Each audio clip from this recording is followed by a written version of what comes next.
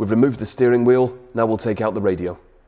Using a plastic trim clip removal tool, remove the 2 pieces of trim from either side of the radio. We also want to remove this cover, which allows us to pull on the unit slightly. If you've got the radio tool for a Mazda, then wonderful. If not, you can just use a coat hanger, narrow screwdriver. In this case, we're using a 3mm drift.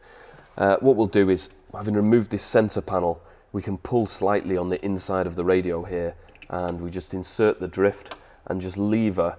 We pull the lever away from the radio, so we're pushing pins in this way on this particular side. And as you can see, you can feel it move. We don't need to pull hard.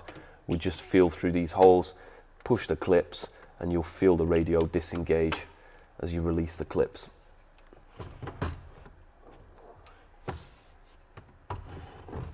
Having pulled the radio unit out, you'll need to disconnect the aerial and the radio connections.